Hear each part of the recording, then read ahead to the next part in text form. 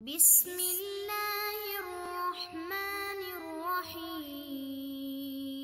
السلام علیکم ورحمۃ اللہ وبرکاتہ۔ امید ہے آپ سب بخیر و عافیت ہوں گے۔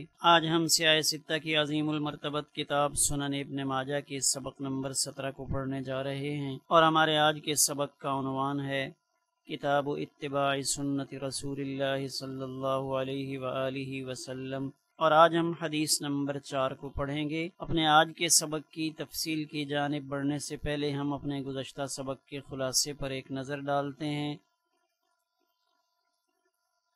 اپنے گزشتہ سبق میں ہم نے ان 6 عنوانات کی تفصیل پڑھی تھی۔ اپنے آج کے سبق میں ہم ان 6 عنوانات کی تفصیل کو پڑھیں گے۔ آئیے اپنے آج کے سبق کی عبارت کی جانب بڑھتے ہیں۔ بسم اللہ الرحمن الرحیم۔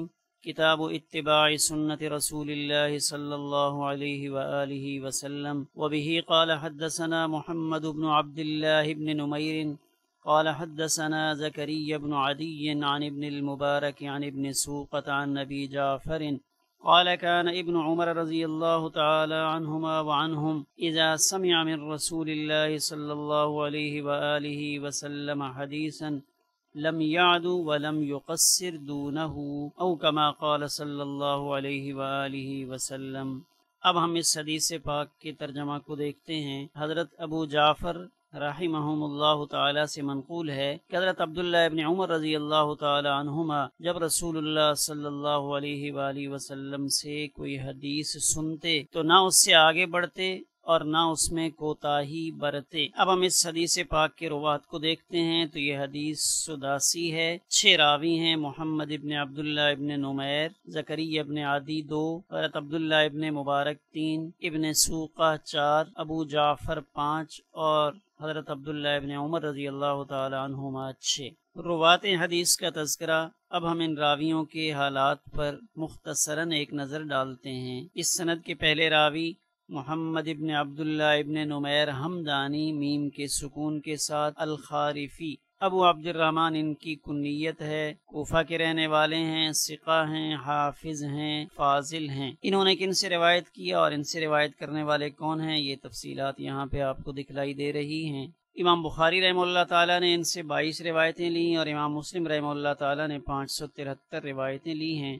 ان کی وفات کب ہوئی؟ ابن حبان ثقات میں یہ ذکر فرماتے ہیں کہ شعبان 234 ہجری میں انہوں نے وفات پائی۔ امام ابن ماجہ رحمہ اللہ تعالیٰ نے ان سے 108 احادیث روایت کی ہیں۔ اس سند کے دوسرے راوی زکریا ابن عدی ابن زریق بن اسماعیل، ویقال ابن عدی ابن سلط ابن بستام التمیمی مولاہم، تمیمی ان کو کہتے ہیں کہ یہ ان کے آزاد کردہ غلام تھے۔ ابو یحییٰ الکوفی ان کی کنیت ہے، بغداد میں تشریف لے آئے تھے اور یہ یوسف کے بھائی ہیں۔ ثقۃ جلیل حافظ من کبار طبقۃ العاشرہ، 10ویں طبقہ کے بڑے محدثین میں سے ہیں۔ ابن خراش ان کے بارے میں کہتے ہیں ثقۃ جلیل ورع۔ وقال ابن سعد توفی ببغداد، بغداد میں فوت ہوئے، جمادی الاولیٰ تھا، سن 211 ہجری تھی۔ وکان رجلا صالحا ثقۃ صدوقا کثیر الحدیث۔ مزید احوال آپ یہاں ملاحظہ فرما سکتے ہیں۔ اس سند کے تیسرے راوی جلیل القدر محدث امام الدنیا حضرت عبداللہ ابن مبارک رحمہ اللہ تعالی ہیں، جو ابو عبد الرحمن المروزی اس کنیت سے بھی معروف ہیں۔ احد الاعلام، ثقۃ ثبت فقیہ عالم جواد مجاہد، اجتمعت فیہ خصال الخیر، یہ بہت ساری خوبیوں کے حامل تھے۔ یہاں 8 سے مراد آپ 8ویں طبقہ میں شمار ہوتے ہیں۔ انہوں نے کن سے روایت کیا اور ان سے روایت کرنے والے کون کون ہیں، یہ آپ یہاں پہ ملاحظہ کر سکتے ہیں۔ امام احمد ابن حنبل ان کے بارے میں فرماتے ہیں کہ ان کی پیدائش 118 ہجری میں ہوئی اور ان کی وفات 181 ہجری میں ہوئی، 63 سال کی عمر پائی۔ امام ابن ماجہ رحمہ اللہ تعالی نے ان سے 30 احادیث روایت کی ہیں۔ اس سند کے چوتھے راوی محمد بن سوقہ الغنوی، جو ابو بکر الکوفی اس کے نام سے معروف ہیں، عابد ہیں، ثقہ ہیں۔ یہ کن سے روایت کرتے ہیں اور ان سے روایت کرنے والے کون کون ہیں؟ آپ طبقہ ثالثہ سے تعلق رکھتے ہیں، تبع تابعین میں شامل ہیں۔ بہت بڑے عبادت گزار اور بہت بڑے سخی تھے۔ اس سند کے 5ویں راوی ابو جعفر محمد ابن علی ابن الحسین ابن علی ابن ابی طالب سیدنا علی رضی اللہ تعالی عنہ کی اولاد میں سے ابو جعفر جو امام باقر کے نام سے معروف ہیں، المدنی المعروف بالباقر ہاشمی ہیں۔ ان کی والدہ ماجدہ حضرت حسن ابن علی ان کی صاحبزادی ہیں۔ ثقۃ فاضل روا عن ابیہ وجدیہ الحسن والحسین، یہ اپنے والد حضرت علی سے اور اپنے دادا اور نانا حضرت حسن حضرت حسین رضی اللہ تعالی عنہما سیدہ شباب اہل الجنہ ان سے بھی روایت کرتے ہیں، اور اپنے والد کے دادا یعنی سیدنا علی ابن ابی طالب رضی اللہ تعالی عنہ سے مرسلن روایت کرتے ہیں۔ اسی طرح اپنے والد کے چچا حضرت محمد ابن حنفیہ ان سے بھی روایت کرتے ہیں۔ ان سے روایت کرنے والے کون کون ہیں، ان کے اسماء یہاں آپ ملاحظہ فرما سکتے ہیں۔ قال ابن سعد كان ثقة كثير الحديث، وقال العجلي مدني تابعي ثقة، وذكره النسائي في فقهاء أهل المدينة من التابعين۔ وقال محمد بن فضيل عن سالم ابن ابی حفصة سألت ابا جعفر، میں نے ابو جعفر اور ان کے بیٹے جعفر ابن محمد یعنی جن کو امام جعفر صادق کے نام سے جانا جاتا ہے، ان دونوں یعنی امام باقر اور امام جعفر صادق، ان دونوں سے سیدنا ابو بکر اور سیدنا عمر رضی اللہ تعالی عنہما سے متعلق سوال کیا۔ فقالا لی، تو ان دونوں نے مجھے فرمایا، یا سالم تولہما، تو ان دونوں سے دوستی رکھ، ان دونوں سے محبت کر، وبرا من عدوہما، اور ان کے دشمن سے برات کا اظہار کر، فإنہما کانا امامی ہدا، یہ دونوں ہدایت کے امام تھے۔ وعنہ، اور محمد ابن فضیل حضرت سالم سے روایت کرتے ہیں، حضرت سالم سے منقول ہے کہ امام جعفر صادق فرماتے تھے، ما ادرکت احدا من اہل بیتی، میں نے اپنے اہل بیت میں سے کسی کو ایسا نہیں پایا، الا وہو یتولاہما، مگر یہ کہ وہ ان دونوں یعنی سیدنا ابو بکر صدیق اور سیدنا عمر رضی اللہ تعالی عنہما سے محبت رکھتے تھے۔ تو امام باقر ان کی پیدائش 56 ہجری میں ہوئی۔ ان کی وفات سے متعلق بہت سارے اقوال منقول ہیں۔ ابن سعد یہ کہتے ہیں کہ ان کی وفات 118 ہجری میں ہوئی، اور اس وقت ان کی عمر مبارک 73 سال تھی۔ یہاں شارح فرماتے ہیں، ینبغی ان یزاد ابن عمر رضی اللہ تعالی عنہما بلا شک، کہ حضرت عبداللہ ابن عمر رضی اللہ تعالی عنہما ان سے امام باقر کی روایت یقیناً ہوگی، اس لیے کہ حضرت عبداللہ ابن عمر رضی اللہ تعالی عنہما سیدنا عبداللہ ابن عباس رضی اللہ تعالی عنہما سے مؤخر ہیں، یعنی حضرت عبداللہ ابن عباس رضی اللہ تعالی عنہما کی وفات تو 68 ہجری میں ہوئی، اور حضرت عبداللہ ابن عمر رضی اللہ تعالی عنہما کی وفات سن 73 ہجری میں ہوئی۔ تو ظاہر ہے کہ حضرت عبداللہ ابن عباس رضی اللہ تعالی عنہما کی وفات کے 5 سال بعد تک حضرت عبداللہ ابن عمر رضی اللہ تعالی عنہما زندہ رہے، اور ابو جعفر یعنی امام باقر کی ولادت سن 56 ہجری کی ہے۔ تو اگر 56 ہجری کی ہو اور حضرت عبداللہ ابن عباس رضی اللہ تعالیٰ عنہما سے روایت کریں تو اس وقت ان کی عمر 12 سال 11 سال بنتی ہے، اور حضرت عبداللہ ابن عمر رضی اللہ تعالیٰ عنہما چونکہ ان سے 5 سال بعد میں اس دنیا سے رخصت ہوئے، تو حضرت عبداللہ ابن عمر رضی اللہ تعالیٰ عنہما کی وفات تک ان کی عمر 17 سال بن جاتی ہے۔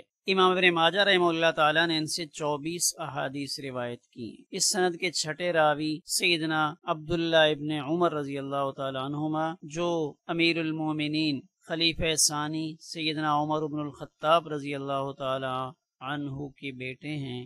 نبی کریم صلی اللہ علیہ وآلہ وسلم کی بعثت کے 3 سال پیدا ہوئے، یعنی جب نبی کریم صلی اللہ علیہ وآلہ وسلم نے نبوت کا اعلان فرمایا تو اس کے 3 سال کے بعد آپ کی پیدائش ہوئی۔ زبیر ابن بکار اسی بات کو یقین کے ساتھ بیان کرتے ہیں۔ وہاجر وہو ابن 10 سنین، اور انہوں نے ہجرت کی تھی، اس وقت ان کی عمر 10 سال تھی۔ امام واقدی فرماتے ہیں کہ انہوں نے 84 سال کی عمر پائی۔ ان کا جب انتقال ہوا تو اس وقت ان کی عمر 84 سال تھی۔ ان کی پیدائش سے متعلق کافی تفصیلی بحث یہاں پہ شارح نقل کرتے ہیں۔ یہاں اس صفحہ پر آپ حضرت عبداللہ ابن عمر رضی اللہ تعالیٰ عنہما کا ایک واقعہ وہ تفصیلاً پڑھ سکتے ہیں، جس واقعہ میں ایک خواب کا تذکرہ ہے اور پھر اس خواب کی تعبیر نبی کریم صلی اللہ علیہ وآلہ وسلم سے پوچھی گئی۔ جب آپ نے اس خواب کی تعبیر ارشاد فرمائی تو اس کے بعد حضرت عبداللہ ابن عمر رضی اللہ تعالیٰ عنہما رات کو بہت کم سویا کرتے تھے، یعنی عبادت میں مصروف رہتے۔ اب ہم اس حدیث پاک کی سند کے اندر جو لطائف ہیں ان کو دیکھتے ہیں۔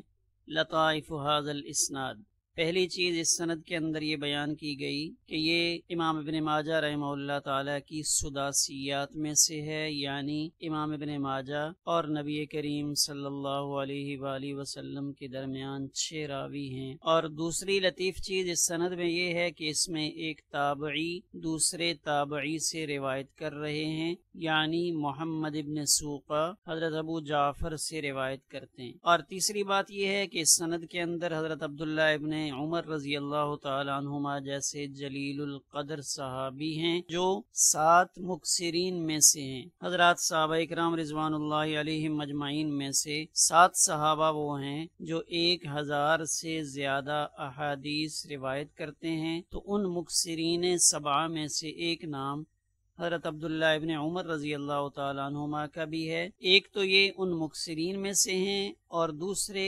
عبادلہ 4 میں سے ایک ہیں۔ عبادلہ کسے کہا جاتا ہے؟ یہ لفظ آپ دیکھ رہے ہیں، وَأَحَدُ الْعَبَادِلَ، عبادلہ سے مراد وہ صحابہ جن کا نام گرامی عبداللہ ہے۔ تو عبداللہ نام کے 4 صحابہ کرام زیادہ معروف ہیں، اور ان چاروں کو امام سیوطی رحمہ اللہ تعالی نے اپنی کتاب الفیۃ الحدیث میں اکٹھا کیا ہے۔ وہ عبادلہ 4 کون سے ہیں؟ ابن عمر و عمر، ایک حضرت عبداللہ ابن عمر جو امیر المومنین خلیفہ ثانی سیدنا عمر بن الخطاب رضی اللہ تعالیٰ عنہ کے بیٹے ہیں، اور دوسرے عبداللہ ابن عمر جو حضرت عمر ابن العاص رضی اللہ تعالیٰ عنہ کے بیٹے ہیں۔ تو یہ عمر ہیں اور دوسرے عمر ہیں، اور تیسرے ابن الزبیر حضرت عبداللہ ابن زبیر رضی اللہ تعالیٰ عنہما، اور چوتھے عبداللہ حضرت عبداللہ ابن مسعود رضی اللہ تعالیٰ عنہ۔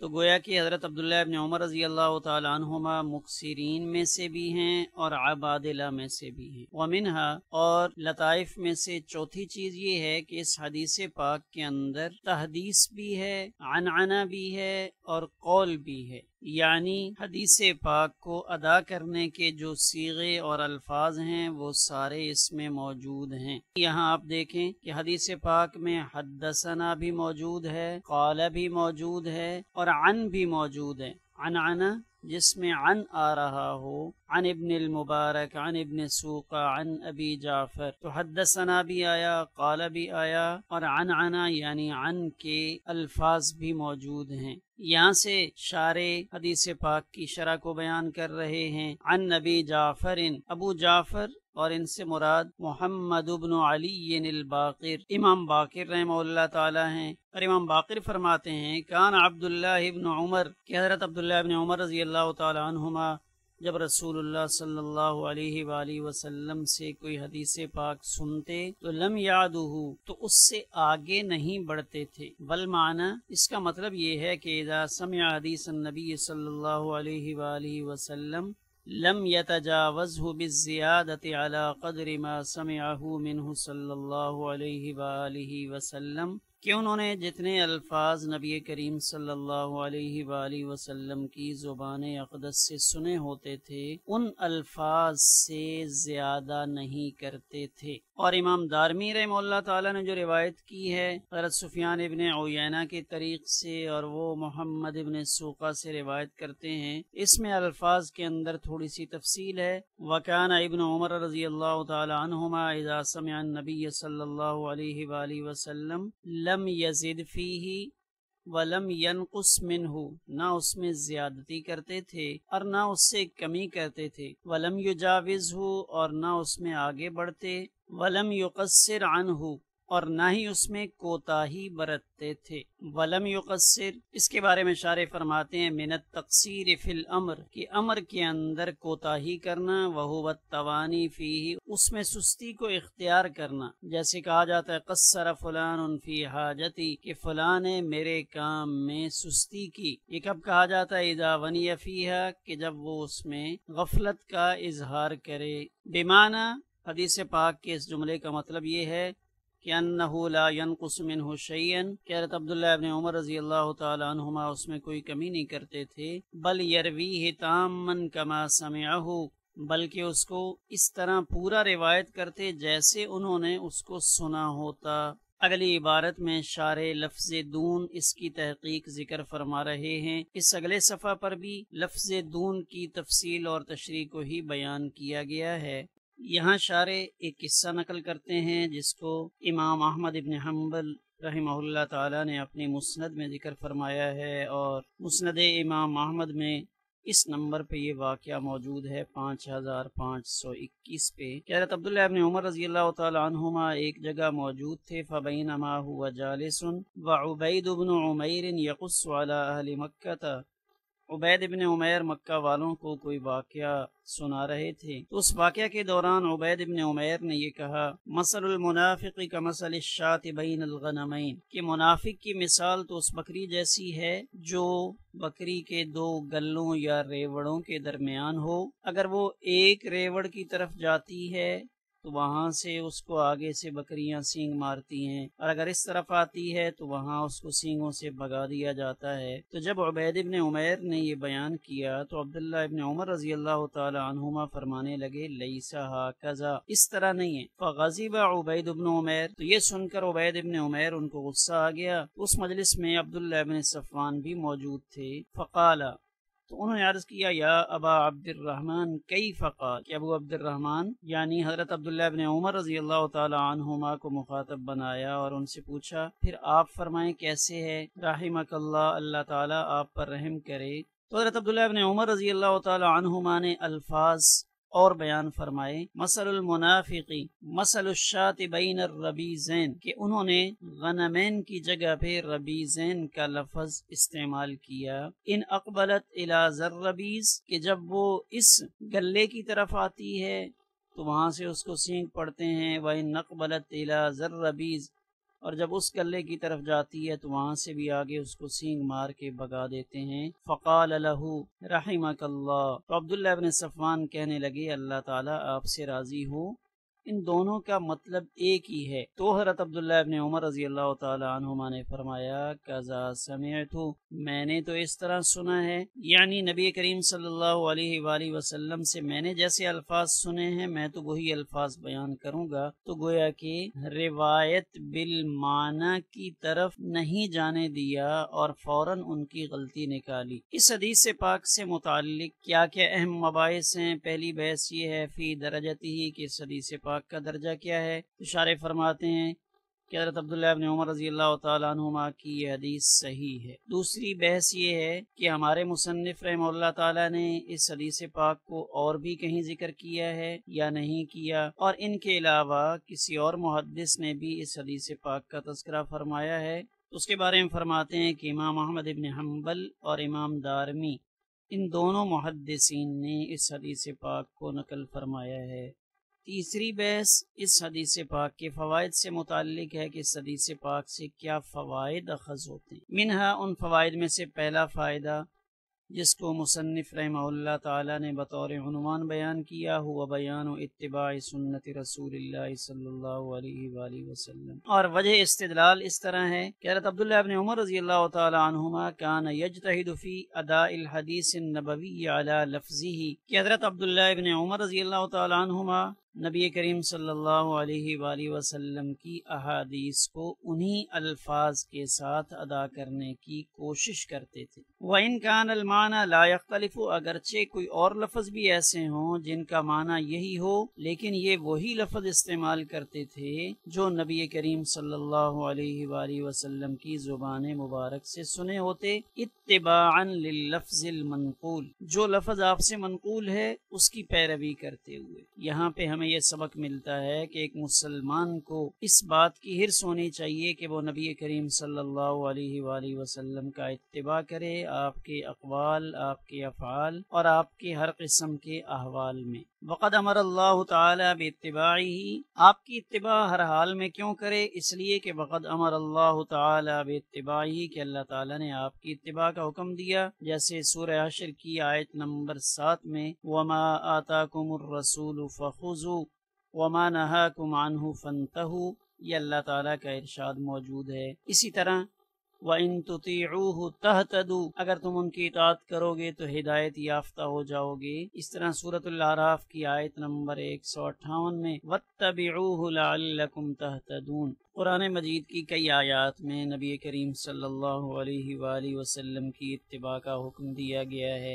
دوسرا فائدہ اس حدیث پاک سے معلوم ہوتا ہے کہ جس طرح سیدنا عبداللہ بن عمر رضی اللہ تعالیٰ عنہما نبی کریم صلی اللہ علیہ وآلہ وسلم کی اتباع ہر نیک کام میں بڑے اہتمام کے ساتھ کرتے تھے، تو ہمیں بھی ایسا ہی طرز عمل اختیار کرنا چاہیے۔ یہاں تک کہ حضرت عبداللہ بن عمر رضی اللہ تعالیٰ عنہما کان یتبع امر رسول اللہ صلی اللہ علیہ وسلم، آپ کے فرامین کی بھی اتباع کرتے، وآثارہ، آپ کے نشان قدم کی بھی اتباع کرتے، آپ کے احوال کی بھی اتباع کرتے، اور ویہتم بہ، جن امور کا آپ نے ارادہ کیا ہوتا ان کا بھی اہتمام کرتے۔ اس لیے حضرت نافع سے یہ روایت منقول ہے، لو نظرت الی ابن عمر، اگر میں حضرت عبداللہ ابن عمر رضی اللہ تعالیٰ عنہما کو دیکھوں کہ وہ کیسے نبی کریم صلی اللہ علیہ وآلہ وسلم کی اتباع کرتے ہیں، لَقُلْتُ هَذَا مَجْنُونٌ، کہ یہ تو انتہائی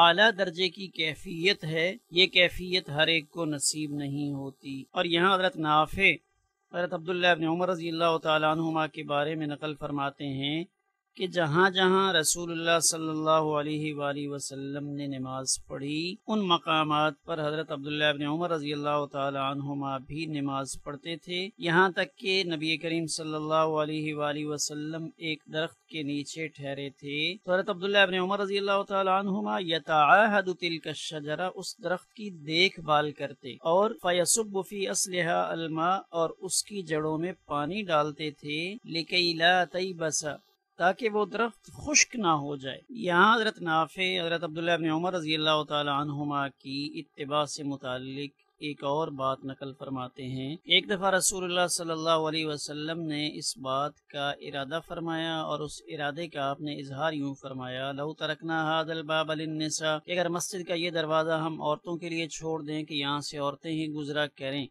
اور حضرت عبداللہ بن عمر رضی اللہ تعالی عنہما کو اس کا پتہ چلا تھا، حضرت نافع فرماتے ہیں چونکہ آپ نے ارادے کا اظہار تو فرمایا تھا لیکن آپ نے حکماً اس کو نافذ نہیں فرمایا، لیکن حضرت عبداللہ بن عمر رضی اللہ تعالی عنہما اس دروازے سے کبھی اپنی موت تک داخل نہیں ہوئے۔ اسی طرح امام ترمذی رحمہ اللہ تعالی کے حوالے سے شارح وہ واقعہ نقل کرتے ہیں کہ جہاں پہ ایک احرام کے مسئلہ میں حضرت عبداللہ بن عمر رضی اللہ تعالی عنہما نے یہ ارشاد فرمایا تھا کہ میرے والد کا عمل یہ حجت نہیں ہے، بلکہ نبی کریم صلی اللہ علیہ وآلہ وسلم نے جو فرمایا ہے وہ حجت ہے، اس پر عمل کرنا چاہیے۔ امر ابی نتبع ام امر رسول اللہ صلی اللہ علیہ وآلہ وسلم، گویا کہ ایک عمل میں ان کے والد امیر المومنین سیدنا عمر بن الخطاب رضی اللہ تعالی عنہ نے کوئی بات فرمائی تھی، اور دوسری طرف رسول اللہ صلی اللہ علیہ وآلہ وسلم کا عمل تھا، تو انہوں نے اپنے والد کے قول کے خلاف فتویٰ دیا۔ اس صفحے پر بھی مزید تفصیل حضرت عبداللہ بن عمر رضی اللہ تعالی عنہما کے اتباع سنت سے متعلق نقل فرمائی ہے۔ اب اس حدیث مبارکہ کی تائید اس آیت مبارکہ سے ہوتی ہے جس میں اللہ تعالیٰ نے ارشاد فرمایا، ایمان والو لا تقدموا بین یدی اللہ ورسولہ واتقوا اللہ، کہ اللہ اور اس کے رسول سے آگے نہ بڑھو۔ اس حدیث پاک کے اہم نکات کون کون سے ہیں؟ پہلا، ادائیگی حدیث پاک میں احتیاط، کہ جو الفاظ نبی کریم صلی اللہ علیہ وآلہ وسلم کی زبان اقدس سے ادا ہوئے ہیں وہی الفاظ آگے بیان کیے جائیں۔ دوسرا، اس حدیث پاک سے اتباع سنت کی اہمیت معلوم ہوتی ہے۔ تیسرا، روایت بالمعنی کے معاملے میں احتیاط کی۔ اگرچہ روایت بالمعنی جائز تو ہے، لیکن افضل اور اولا یہی ہے کہ روایت میں انہی الفاظ کو ذکر کیا جائے جو نبی کریم صلی اللہ علیہ وآلہ وسلم کی زبان اقدس پر جاری ہوئے، اس وجہ سے کہ اللہ تعالیٰ نے قرآن مجید میں ارشاد فرمایا ہے ان هو الا وحی یوحی، کہ میرے پیارے پیغمبر جب کوئی بات فرماتے ہیں تو وہ ان کی طرف وحی ہوتی ہے۔ تو اب اگر کوئی شخص الفاظ بدل دے یا کمی زیادتی کرے تو وہ گویا کہ اللہ تعالیٰ کے پیارے پیغمبر کے الفاظ کو نہیں بدل رہا، بلکہ وہ اللہ کی طرف سے وحی کردہ الفاظ کے اندر تغیر و تبدل کا مرتکب ہو رہا ہے۔ اس حدیث پاک کا حکم تو یہ اثر یعنی حضرت عبداللہ ابن عمر رضی اللہ تعالیٰ عنہما کا جو عمل نقل کیا گیا ہے، اس کو بیان کرنے میں اصحاب صحاح ستہ میں سے امام ابن ماجہ منفرد ہیں، بقیہ 5 حضرات نے اس کو روایت نہیں کیا۔ اس کا درجہ کیا ہے؟ انہو صحیح، یہ حدیث پاک صحیح ہے لصحت سندہ، اس کی سند کے صحیح ہونے کی وجہ سے۔ اس حدیث مبارک سے حاصل ہونے والے فوائد: دین کی حفاظت کا ایک طریقہ معلوم ہوتا ہے کہ جو الفاظ آپ سے منقول ہیں ان الفاظ کو محفوظ رکھا جائے۔ نبی کریم صلی اللہ علیہ وآلہ وسلم پر کامل اعتماد سیکھنے کو ملتا ہے کہ جو کچھ آپ نے بیان فرما دیا ہے وہی کافی و وافی ہے۔ ایسا نہیں ہے کہ آپ نے معاذ اللہ کوئی کمی چھوڑ دی یا بے مقصد کوئی چیزیں بیان فرما دی، ایسا نہیں، بلکہ آپ نے جو الفاظ ارشاد فرمائے آپ جوامع الکلم ہیں، ساری اہم چیزیں آپ کے اس فرمان میں آ چکی۔ تیسرا، یہ فائدہ معلوم ہوتا ہے کہ دوسروں کو صحیح طریقہ اختیار کرنے کی ترغیب موجود ہے۔ حضرت عبداللہ ابن عمر رضی اللہ تعالیٰ عنہما چونکہ روایت کے الفاظ میں کمی بیشی کے قائل نہیں تھے تو گویا کہ وہ دوسروں کو اس کی ترغیب دیتے تھے کہ احادیث کے باب میں کمی زیادتی یا تبدیلی مناسب نہیں۔ چوتھا فائدہ یہ معلوم ہوتا ہے کہ کسی کی بات کو آگے نقل کرنے میں کمی کوتاہی نقصان کا باعث ہوتی ہے، اور اس کا مشاہدہ ہم اپنی روزمرہ زندگی میں کرتے ہیں کہ ایک بندے نے ایک بات کی، نقل کرنے والے نے اس میں تھوڑا سا اضافہ کیا، اگلے نقل کرنے والے نے اس میں اور اضافہ کیا، تو یہ بات سے بتنگڑ بن جاتا ہے جس کی بنیاد پہ بہت بڑے نقصان دہ جھگڑے ہو جاتے ہیں۔ اپنے آج کے سبق سے متعلق تمرینی سوالات دیکھتے ہیں۔ اس حدیث پاک میں کیا اہم نقطہ بیان کیا گیا ہے؟ عبادلہ سے مراد کون سے صحابہ کرام رضوان اللہ علیہم اجمعین ہیں؟ اور حضرت عبداللہ ابن عمر رضی اللہ تعالیٰ عنہما کس کے بیٹے ہیں؟ آج کے سبق کا خلاصہ اس پر ایک نظر ڈالتے ہیں۔ اس باب کی ہم نے چوتھی حدیث مبارک پڑھی اور اپنے آج کے سبق میں ہم نے ان 6 عنوانات کی تفصیل کو پڑھا۔ ہمارا آج کا سبق اسی پر مکمل ہوا۔